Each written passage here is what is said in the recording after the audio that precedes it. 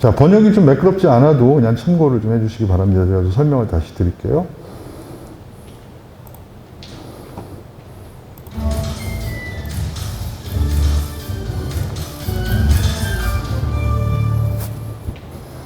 Au milieu du XXe siècle, pas de smartphone ni d'internet live pour filmer les exploits du week-end.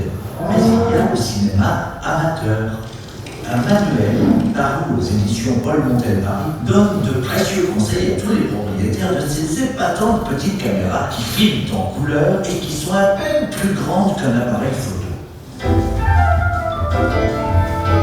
Enthousiasmé par la télévision qui vient d'entrer dans les foyers, Guy Miens, notre filmeur du jour, quitte la ville, manuel en poche et caméra au point, pour immortaliser ses dimanches à la campagne.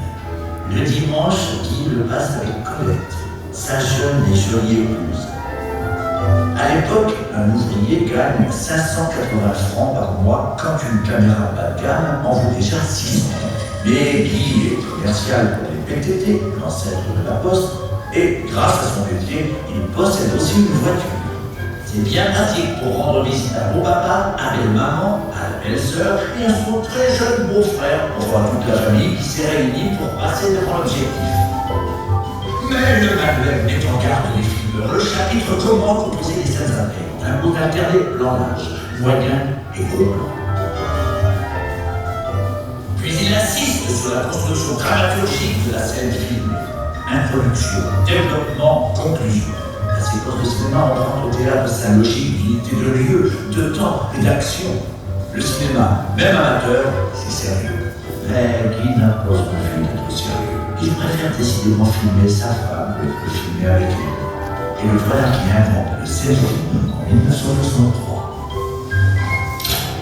네. 네, 지금 보신 영상은 뭐 영화는 아니고요.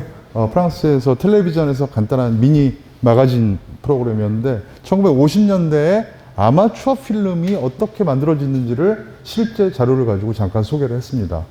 뭐 번역이 아주 매끄럽진 않았는데 대부분 이해는 하셨을 거예요. 그 당시에는 폰도 없었고 인터넷도 없었고 유튜브도 없었어요. 근데 우리가 카메라라는 매체는 이미 등장을 해 있었고 우리의 가족의 삶, 나의 어떤 주말, 나의 여가, 바캉스를 찍고 싶은 욕망이 있었겠죠. 그래서 어떻게 하면 잘 찍을지 책도 출판이 되고 이미 그런 시절이 있었습니다. 슈퍼 8mm 카메라는 가족 영화의 전성기를 만들어내는데 가장 큰 역할을 했던 카메라예요. 물론 아주 싸진 않았지만. 자, 다음으로 2015년에 개봉을 한 프랑스 영화 두 편이 있는데요. 자, 왼쪽에 보시면 볼린 사라슈라는 제목을 가지는데 우리나라 제목으로는 올랄라 플린이라고 좀 번역이 이상하게 되어 있긴 합니다. 오른쪽은 주부와 후주라고 해서 I See the Reds라는 제목을 가지고 있는 프랑스 영화인데 둘 다 굉장히 독특한 작품이에요. 둘 다 칸 영화제에서 소개가 됐고요. 왼쪽에 있는 작품은 다큐 픽션입니다. 감독이 에밀리 브리자부안느라는 여성 감독인데 자기의 이복 여동생을 실제로 배우로 캐스팅해서 찍어요. 사춘기 자기 이복 여동생을. 근데 그 이복 여동생이 가지고 있는 사춘기의 딜레마 이런 것들을 굉장히 다큐멘터리적으로 찍거든요. 하지만 거기에 스토리도 가미를 했어요. 그리고 출연하는 배우들은 진짜 자기 이복 여동생 플러스 전문 배우들을 섞어서 만들어냅니다. 그래서 가족의 문제를 굉장히 독특한 방식으로 풀어냈던 작품이고요. 오른쪽은 불가리아 이민자 2세였던 여성 감독이 프랑스에서 이제 태어났는데 영화 감독이 됐어요. 자기가 부모님들은 불가리아 출신인데 공산권 불가리아였거든요. 그래서 부모님과 함께 고향을 찾아가요. 불가리아의 사회상, 자기가 상상했던 불가리아는 어떤 나라인지를 부모님을 통해서 찾아가는 굉장히 재미있는 다큐멘터리입니다. 자, 마찬가지로 극영화, 이건 다 극장에서 개봉을 했던 영화들입니다. 일반적인 영화에서도 가족의 어떤 경험, 가족의 푸티지들은 굉장히 많이 활용이 되고 있습니다. 자, 그 대표작 중에 하나가 바로 6살에서 18살까지의 안나라는 작품입니다. 1994년도의 작품인데 요분이 감독이에요. 자, 니키타 미할코프라는 러시아의 거장 감독이에요. 부산국제영화제에도 몇 번 초청이 됐던 감독이고 지금 이제 나이가 좀 드셨죠.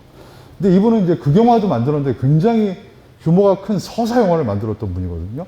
이분의 94년 작품 중에 안나라는 작품이 있어요. 원제는 6살에서 18살까지의 안나입니다. 포스터에 보시면 아시고 오른쪽에 스틸컷을 보시면 아시겠지만 안나라는 아이는 소녀는 감독의 딸이에요. 감독의 딸의 6살부터 18살까지의 삶을 기록한 다큐멘터리예요. 제작 기간이 무려 12년이 걸린 작품이죠. 근데 단순히 그냥 나의 딸의 뭐 걸음마하는 장면 이걸 찍은 게 아닙니다. 잠깐만 트레일러를 보도록 하겠습니다.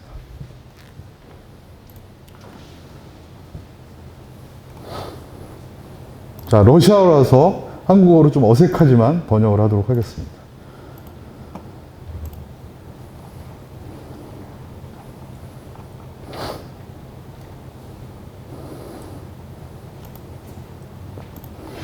Чего ты больше всего на свете хочешь? Крокодила.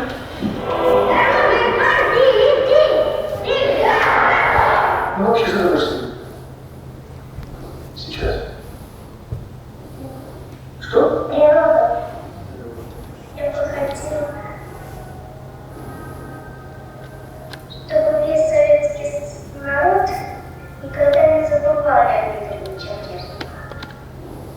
Нет, наш вождь Леонид Юрий Владимирович Андропов. Что ты больше всего сейчас хочешь? Вот сейчас.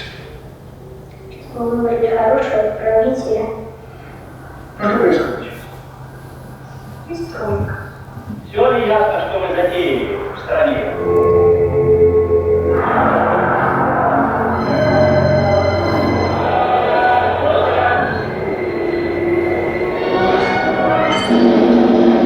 Данный наш единственная вещь, которую я серьезно боюсь,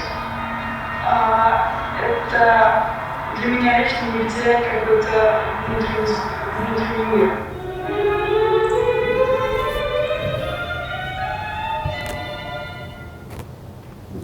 네, 여기까지 보도록 하겠습니다. 자, 아마 예고편이라서 전체 영화의 내용을 짐작을 정확히 못 하시겠지만, 예고편에서도 우리가 느낄 수 있는 게 좀 있어요. 아까 말씀드린 것처럼 자기의 딸을 12년 동안 기록했다고 했지만 그것만 있는 건 아니죠.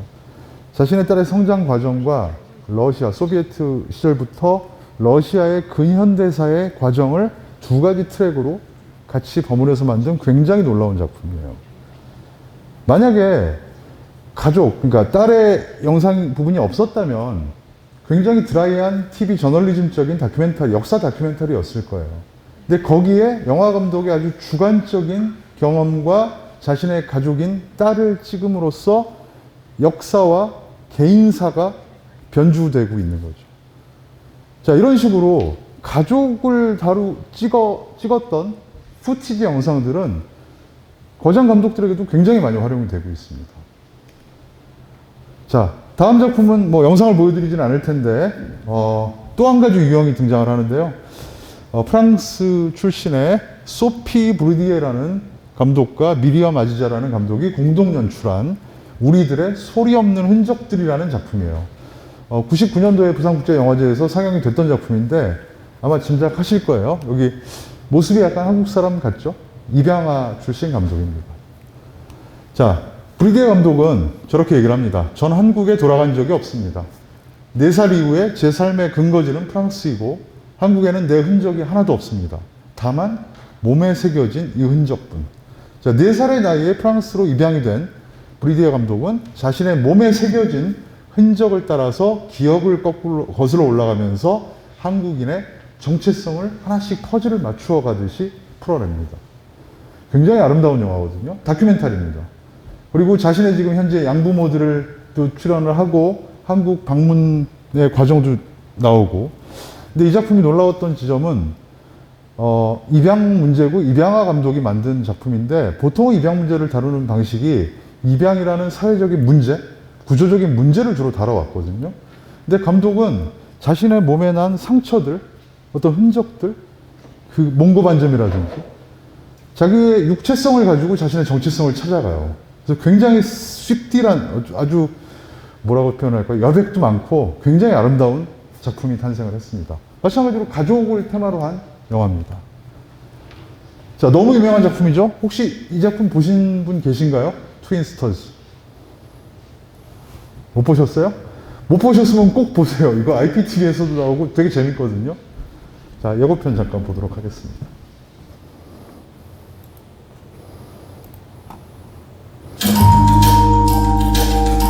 I wanted to share this crazy story that happened to me a couple days ago. Oh, that's me, that's a picture of me. She's also adopted, was born on November 19th in South Korea.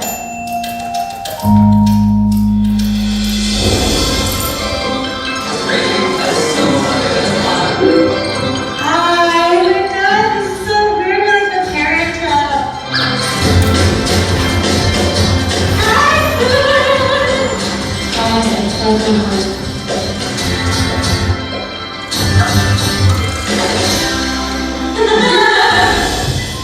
It's crazy I can like unconditionally love someone that you've never met. An unexplainable connection that I have with her.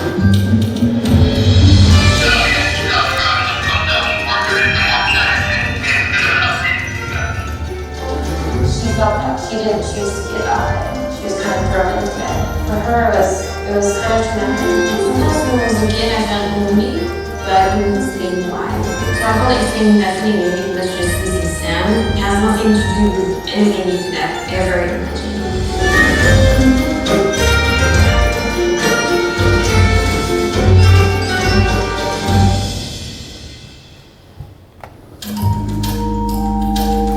네, 아마 예고편을 봐서 어떤 내용인지 짐작하셨을 거예요. 정말로 25년 동안 떨어져 있었던 해외로 다른 나라에 입양됐던 쌍둥이 입양 자매가 SNS를 통해서 만난 실제 이야기입니다.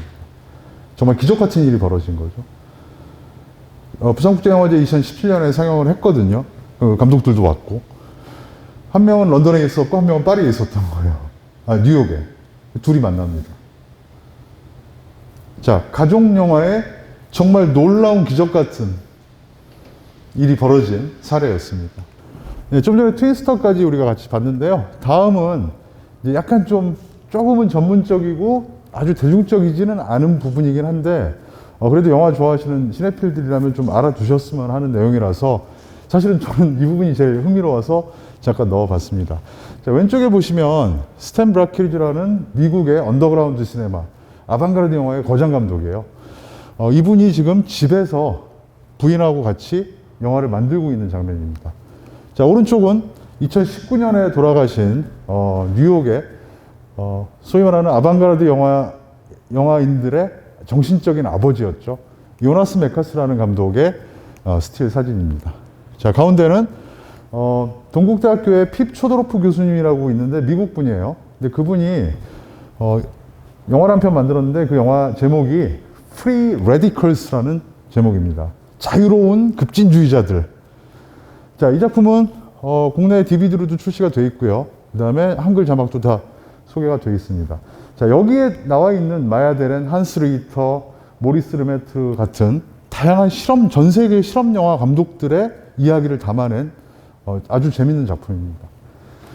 자, 가족 영화는 아마추어들도 있지만 또 그냥 극영화나 어떤 장편 다큐멘터리 안에서 사용이 되기도 했지만 주로 가장 영화적으로 미학적으로 많이 활용됐던 분야가 아방가르드 시네마였어요. 전위 영화라고 하죠. 자, 기존의 상업적인 영화, 기존의 내러티브, 서사 문법을 의도적으로 전복해서 새로운 영화적인 형식을 탐구하는 영화들. 자, 아마 실험 영화는 아마 보기가 되게 힘드실 거예요. 국내 극장에서는 절대 상영 안 하고요. 돈이 안 되기 때문에. 그리고 산업적인 시스템에서 만들어지지 않습니다. 굉장히 가내수공업적으로 영화를 만드는 분들인 거죠. 자, 홈무비, 아마추어 필름의 특징들을 좀 이제 정리를 해보려고 하는데요. 이제 가족 영화의 특징과 주요 경향들입니다. 자, 첫 번째, 아마추어리즘이 당연히 가장 중요한 특징이에요. 전문적인 어떤 씬 구성이나 연출 방법론이나 이런 거 없어요. 그래서 우리가 홈무비 보다 보면 갑자기 뭐 씬이 어떻게 되는지도 모르겠고 스토리도 없고 그냥 순간순간을 기록했다는 차원에 머물러 있는 거죠. 자, 아까 잠깐 말씀드린 것처럼 가족 영화가 가장 전성기가 시작된 게 50년대, 60년대예요. 슈퍼 8mm라는 아주 싸고 일반인들 찍을 수 있는 카메라가 등장하면서, 포맷이 등장하면서, 그리고 70년대로 넘어오면서 비디오라는 매체가 등장하면서 홈무비는 더욱 제2의 전성기를 맞이합니다. 아마 여기 계신 선생님들도 예전에 가족들 무슨 돌잔치나 이런 거 찍어 보셨을 거 아니에요. 패밀리 비디오. 자, 그 다음에 디지털 시네마가 80년대 후반에 도입이 되면서 더더욱 발전을 합니다. 그리고 지금은 어떤가요? SNS. 우리 이제 스마트폰으로 영화 다 찍잖아요. 이제는 정말로 가족 영화는 누구나 다 만들 수 있는 세상이 돼버린 거예요. 자, 여기 제가 개념을 하나 가져왔는데, 프로슈머라는 개념이 있습니다. 자, 프로듀서는 생산자고요. 컨슈머는 소비자인데, 영상 부문에서 지금은 우리 모두 이제 프로슈머로 살고 있는 거예요. 영화를 보기도 하지만, 아마 지금 선생님들 폰 속에 영상 하나 없는 분은 없을 거예요. 이미 우리는 이미지를 생산하는 사람들이 돼버린 거예요. 자, 그것을 우리는 생비자라고 부르거든요. 그래서 영상의 생비자들이 돼버린 거죠. 매체의 발전 때문에. 자, 그 다음에 또 한 가지 특징은 후티지라고 하는데요. 후티지는 말 그대로 원본 필름을 말합니다. 편집이 안 된. 그러니까 어떤 작품성이 있는 건 아니에요. 그냥 말 그대로 생필름들, 촬영이 된. 혹은 found footage라는 개념을 쓰거든요. 누군가가 찍었는데 어떤 목적에 의해서 내가 발견한 푸티지들. 자, 그런 것들을 가지고 아방가르드 영화 감독들이 실험 영화와 언더그라운드 영화들을 만들기 시작해요. 자, 그리고 가족 영화는, 홈무비는 컬처럴 앤트로폴로지, 문화인류학 분야에서, 혹은 역사 분야에서, 혹은 사회학 분야에서 굉장히 중요한 학문적인 연구 대상이 되고 있습니다. 자, 끝으로 고아 필름이라는 개념이 하나 나오는데요. 올펀 필름이라고 부릅니다. 자, 고아 필름은 과연 뭘까요? 고아들을 주제로 한 영화? 아닙니다. 필름인데, 영상인데 주인이 누군지 모르는 필름들. 넘쳐나거든요. 자, 필름 아카이빙, 영상 자료의 보존의 측면에서 고아 필름은 지금 전 세계적인 화두 이슈가 되고 있거든요. 왜? 너무나 중요한 사료이기 때문에. 제가 아까 그 부분에서 한 가지 빼먹은 게 있어서 잠깐만 앞으로 백하도록 하겠습니다. 아, 여기 아니죠?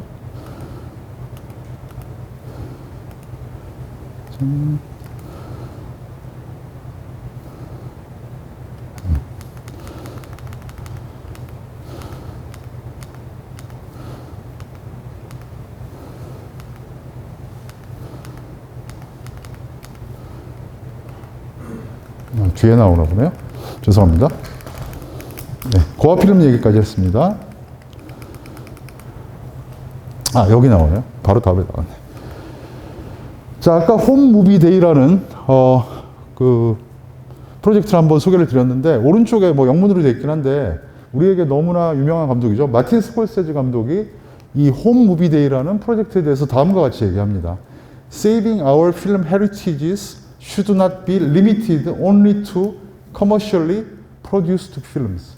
자, 저 말은 우리의 어떤 영상의 유산이라는 것을 반드시 상업적으로 전문가들이 만든 영화에만 국한시켜서는 안 된다. Home movies do not just capture the important private moments of our families' lives, but they are historical and cultural documents as well. 물론 홈무비는 우리 아주 사적인 생활들의 중요한 순간들을 기록한 영화예요. 하지만 역사적이고 문화적인 가치가 있는 자료입니다. Consider Abraham Zapruder's 8mm film that recorded the assassination of President Kennedy. 자, 존 F. 케네디 암살 사건을 찍은 거는 기자도 아니었어요. 아마추어 비디오로 찍은 거예요, 필름으로. 그게 없었으면은 존 F. 케네디 암살 사건은 영상으로 남아있지 않았을 겁니다. 마찬가지로 니콜라스 머레이's famously vibrant color footage of Frida Kahlo라는 화가, 그리고 디에고 리베라라는 정말 유명한 화가들의 인터뷰도 아마추어 영상가가 찍었어요. 16mm 카메라를 가지고. 자, imagine how different our view of history would be without these precious films. 만약에 이런 아주 귀한 필름들이 없었다면 우리의 역사관과 우리가 사회를 바라보는 관점은 달라졌을 겁니다. Home Movie Day is a celebration of these films and the people who shot them. 그래서 이 프로젝트는 미국에서 시작이 됐고 지금 전 세계로 확산이 되고 있습니다. 전 세계에 있는 이 파운드 푸티지들을 가치를 발견하고 모으고 보존하자는 취지로. 스콜세지는 그것을 굉장히 지지하는 여기에 임원이기도 합니다. 네, 일단 여기까지 좀 정리를 하고요. 다음, 가족 영화에서 우리가 한 가지 개념을 좀 파악을 해야 될 부분이 있는데 버네큘러 영상 문화라는 개념이 하나 있습니다. 번역이 안 돼요, 한국어로. 쉽게 좀 설명을 드리자면 그냥 원어를 쓰긴 하는데 버네큘러 오디오 비주얼 컬처라고 그냥 원어를 쓰긴 합니다. 자, 버네큘러는 원래 사전적인 의미는 표준어가 아닌 사투리예요. 자, 1857년에 길버트 스코트라는 영국의 디자이너가 디자인 분야에서 처음 사용을 합니다. 자, 뜻은 문화적인 사물에 나타난 그 지역의 민속적인 특성을 일컫는 표현이고요. 상류사회의 고상하고 세련된 표준화된 것과 다른. 그러니까 우리 쉽게 표현하면 뭘까요? 그 어떤 뭐 고속도로 휴게소 같은 데 가면 그 지역에 특산물 있잖아요. 그걸 우린 버네큘러라고 하거든요. 자, 영상 분야에서는 버네큘러를 어떻게 쓰냐면 말 그대로 전문가가 아닌 아마추어들이 만든 영상을 의미합니다. 자, 얼마 전에 작고하신 세계적인 영화 평론가죠. 토머스 엘서서가 다음과 같이 얘기합니다. 2009년의 논문에서 유튜브로 상징되는 버네큘러 영상 문화의 시대에 인터넷 가상 공간에 무한대로 집적되어 있는 영상 콘텐츠의 수용 과정을 마그마가 끓고 있는 바다에서의 여정으로 비유를 합니다. 자, 그 여정은 인접성, 조합성, 우연성에 의해 결정되는 리좀적인 여정이라고 규정을 하죠. 이 말은 뭐냐면 여러분들 아마 유튜브 같은 거나 뭐 이렇게 우리가 SNS 할 때 보면 유튜브에서 영상 볼 때 주로 어떻게 보세요? 물론 키워드를 검색을 하긴 하지만 옆에 자동으로 알고리즘으로 막 추천이 되죠. 그리고 우연히 내 눈에 띄는 거 그냥 클릭을 해요. 어떤 논리도 없습니다, 사실은. 굉장히 직관적인 방식이고 정확한 체계적인 논리도 없어요. 자, 엘세서는 이 인터넷 유튜브의 시대에 과연 영화라는 매체가 가지고 있는 영화성이란 무엇인가를 고민했던 분이거든요. 그래서 저렇게 버네큘러 영상 문화에 대해서 자신의 소견을 펼칩니다. 자, 유튜브 혹은 SNS 인터넷 통신망이 발전하면서 아주 놀라운 작품이 하나 탄생을 하는데요. 바로 지금 보여드릴 두 편의 작품인데 트레일러를 보도록 하겠습니다.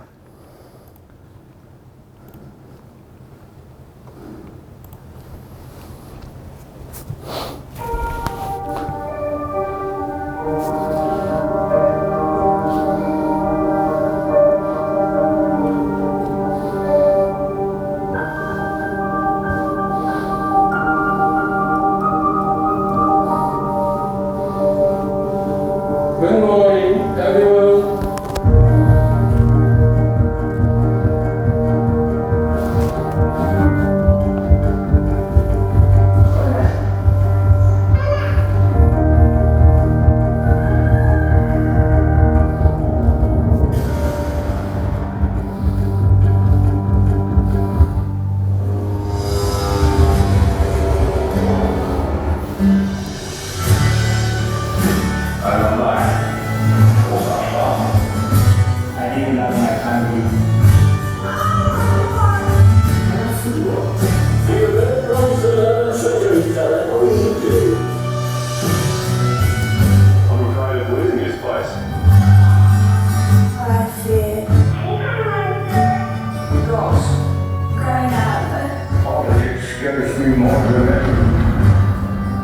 Stay safe.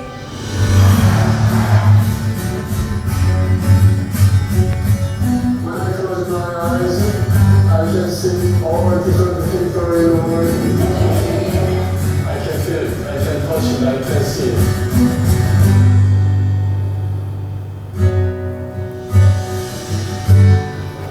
Best day ever. 네. 잠깐 여기서 멈추고요. 바로 이어서 이 작품의 2편이 올해 2월 달에 개봉을 했는데 바로 같이 보도록 하겠습니다. 그리고 설명하도록 하겠습니다. The pagodas and the palaces, dressed in goldly, hide the damages, spot the geisha as she balances. Life's a cakewalk, full of challenges.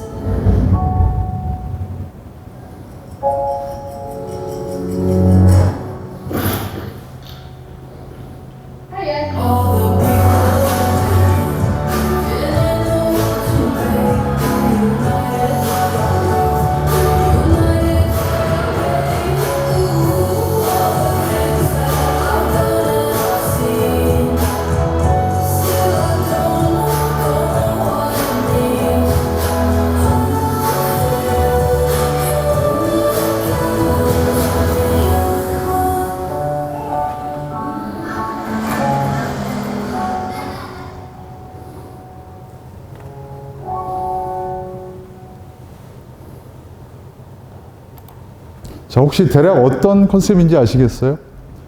자, 지금 이 두 편의 영화는 원제목은 Life in a Day라는 작품이고요. 유튜브에 공식 채널이 있습니다. 그 공식 채널에 들어가면 한국어 서비스도 지원이 되고 있는데 한국어 제목은 하루에 담긴 삶이라는 제목을 가지고 있어요. 자, 전편을 다 유튜브에서 무료로 볼 수 있고요. 자, 이 작품은 놀라운 점이 하나 있습니다.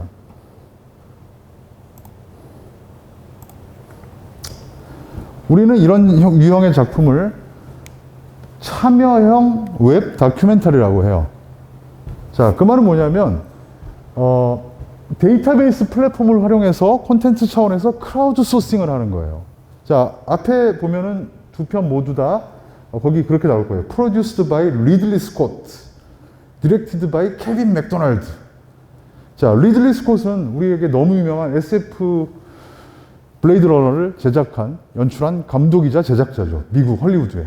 엄청난 기획력이 있는 분이고, 케빈 맥도날드는 아카데미에서 수상을 했던 다큐멘터리 감독이에요. 자, 이 두 명이 기획을 했어요.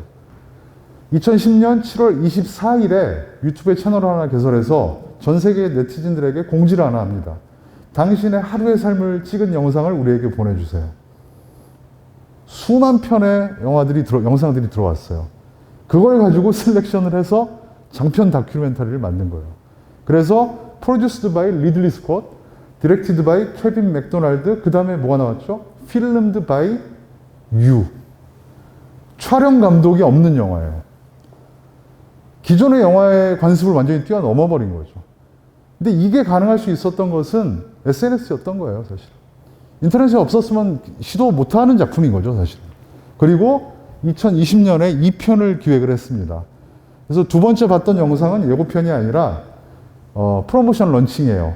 전 세계 네티즌들에게 이걸 보여주면서 작년에는 7월 25일이었어요.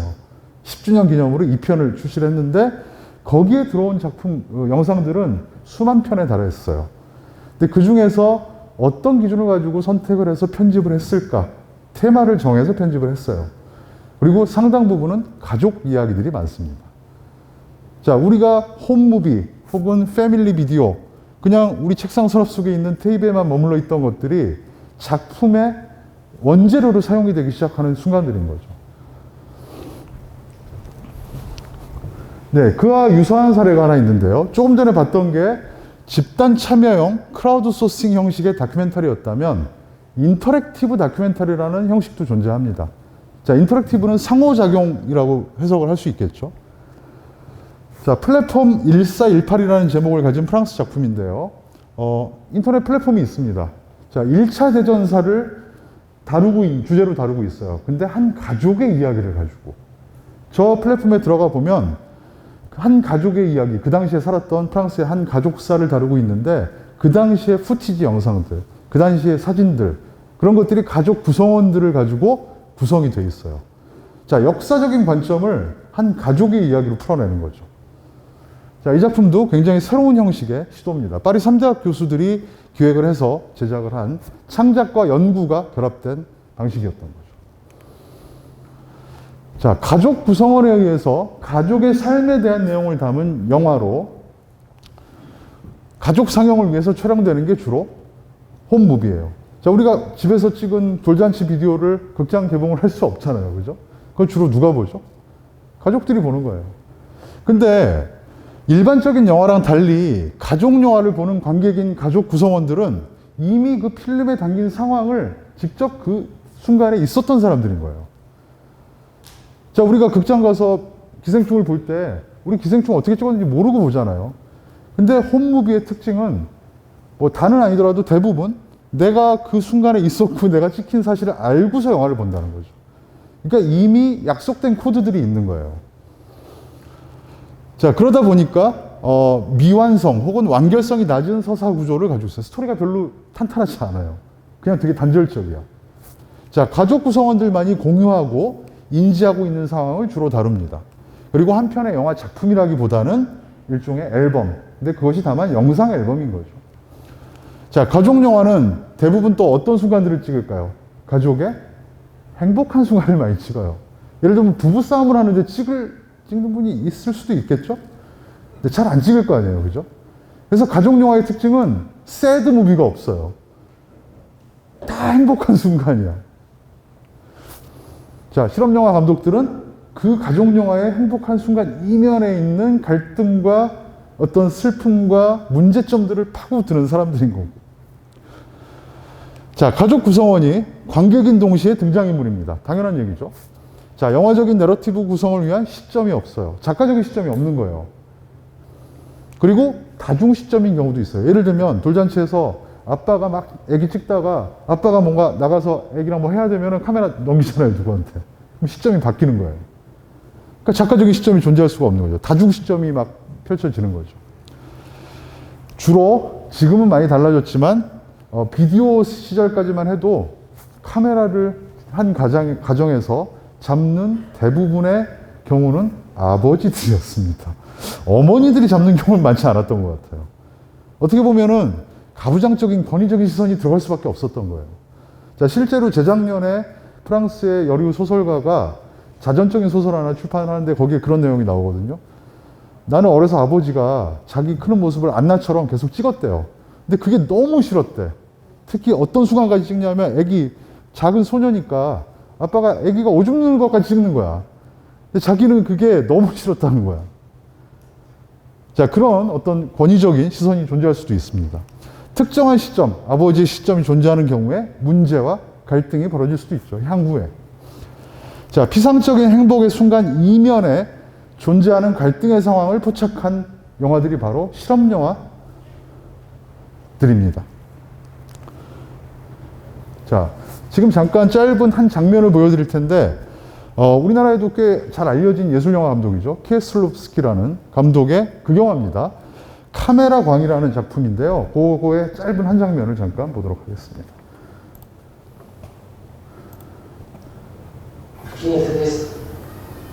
자, 한글 자막이 없어서 제가 나중에 설명을 드릴게요.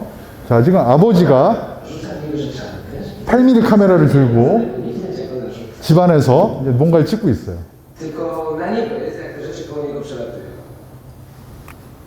자, 옆에 엄마가 있죠? Tłumaczy odejść. Tłumaczę ci, że najbardziej ruszające to dziecko było właśnie jak w tej awanturze, jak ona go bierze, ono krzyczy i właściwie dopiero wtedy go zapamiętujemy. A nie z tej sceny, kiedy było wszystko idealne. Uwaga. Dobrze, dobrze. Nie rusz, nie rusz, nie rusz. Teraz weź.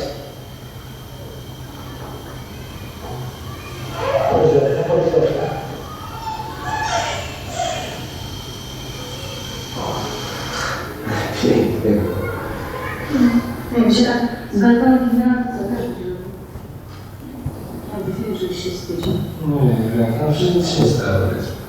네, 여기까지 보겠습니다.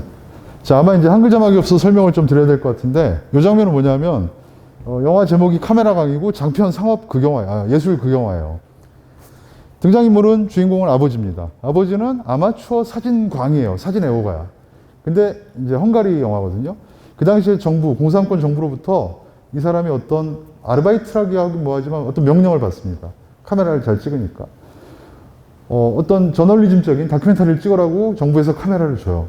근데 이 사람이 이제 막 어떤 사건, 이벤트 이런 걸 찍다가 집에서도 이제 카메라에 미친 거야. 그래서 자기 애기랑 자기 가족들을 찍기 시작해요. 근데 지금 보여드리는 장면은 뭐냐면 애기가 이렇게 넘어질 뻔했잖아요. 엄마는 당연히 가서 구해야 되는데 아빠가 가지 말라고 말려요. 왜? 안 가야지 영화가 영화적으로 나온다고 느끼는 거야. 아마추어에서 이제 영화적인 욕망이 생기기 시작하는 순간인 거예요. 그리고 엄마는 나중에 삐졌어요. 어머니가 화가 났어.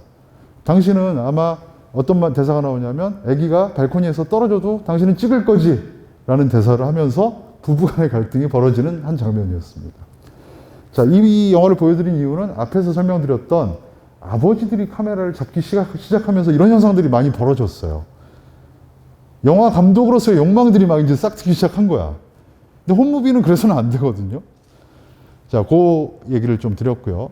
자, 두 번째, 이제는 영화 감독들에 의해서 찍힌 영화들을 보겠습니다. 자, 가족 영화는 사적인 다큐멘터리, 아주 개인적인 다큐멘터리 혹은 에세이적인 영화에서 많이 사용이 됐습니다. 자, 가족 영화는 왜냐하면 내밀한 시선, 아주 자전적인 이야기, 또 성찰적인 사유를 담아내기 때문에. 자, 가족 영화는 또 아방가르드 실험 영화의 아주 좋은 원천이기도 합니다.